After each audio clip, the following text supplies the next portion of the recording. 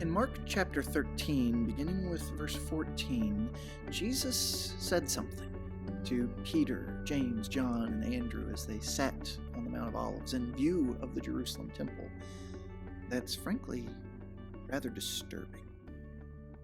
But when you see the abomination of desolation standing where he ought not to be, let the reader understand.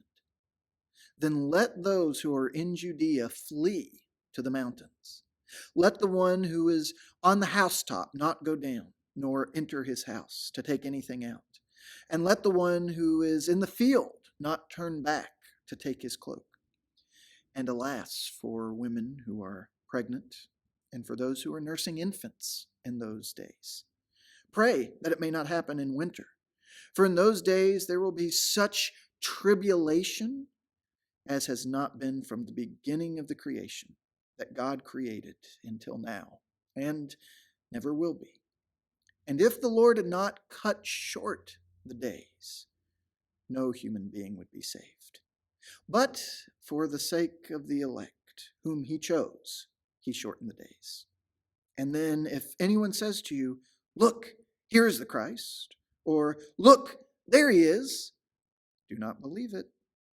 For false Christs and false prophets will arise and perform signs and wonders to lead astray, if possible, the elect. But be on guard. I have told you all things beforehand. Many of us will sometimes encounter in the larger religious world videos or writings describing a coming time of great tribulation before the world ultimately ends at Christ's second coming. And oftentimes, passages like what Jesus says here in Mark chapter 13 will be used to describe and to demonstrate and to teach that. And those sorts of teachings can often be very confusing, very anxiety-inducing, and can be a great burden to try to make sense of and cause a great deal of fear, even among Jesus' followers. It's important for us to fully appreciate what Jesus says here by considering the context in which he said it. Because when Jesus spoke of that time of tribulation, when Jesus spoke of that abomination of desolation, we need to remember where and when he was and who he was saying it to before we start applying it to ourselves. And in fact, if we'll exercise the discipline to do that, to really set our hearts to know, what did Jesus mean when he said this? Why was Jesus saying this at that moment before we start automatically applying it to ourselves? Instead of being something confusing and scary, it can actually be something powerful and compelling and faith-building. Because remember, this whole conversation that Jesus was having on the Mount of Olives with those disciples began when he had told them that the temple there in Jerusalem would be completely leveled. And they had asked, what's going to be the sign that these things are about to happen? So when Jesus speaks here of the abomination of desolation, which just sounds intense, right? Well, that's language coming from the earlier Hebrew prophets, specifically from the prophet Daniel.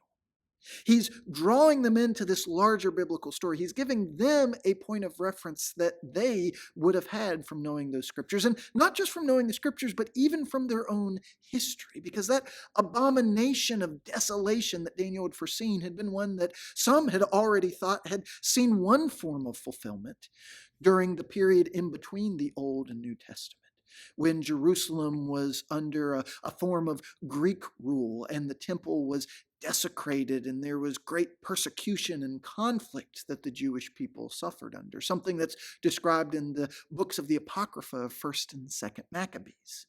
So whenever Jesus is describing this abomination of desolation, his disciples are cued in that he's describing something that Daniel originally prophesied, that he's describing something that they've seen of as having to do with the desecration of the temple, having to do with great violence and bloodshed being perpetrated against God's people.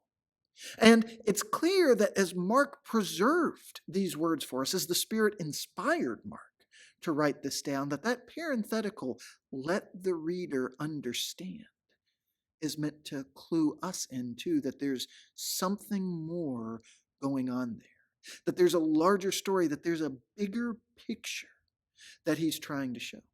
And while we're inclined to understand that as being about our future, while we're inclined to make that about a time of great tribulation before the coming of Christ, there's some things about what Jesus actually said that doesn't fit that really well. Because if this is about the coming of Jesus, then what's with all the references to Judea? What good will it do to run to the mountains? Why does it matter whether or not you're pregnant or nursing?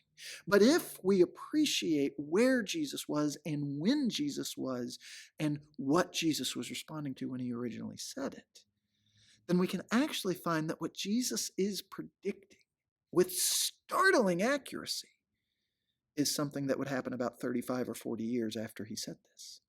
Namely, the war that the Jewish people fought with the Romans between AD 66 and AD 70 that culminated in the total desolation, desecration, and destruction of not only the temple in Jerusalem, but the entire city of Jerusalem.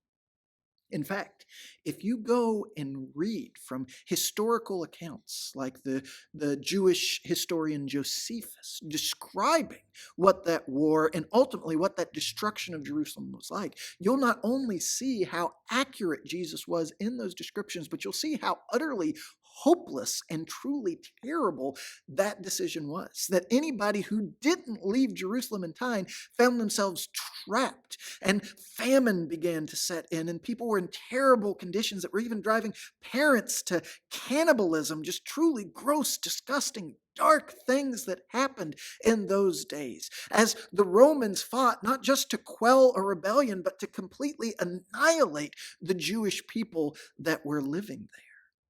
When you have that history to understand, you can recognize Jesus knew exactly what would happen. And Jesus was giving his followers a word of warning so that when that happened, they wouldn't be caught up in it. Because Jerusalem would be one of the hubs of Jesus' disciples in those early decades of the church. As you go through the book of Acts, there's points where there are thousands of Jesus followers that call Jerusalem home.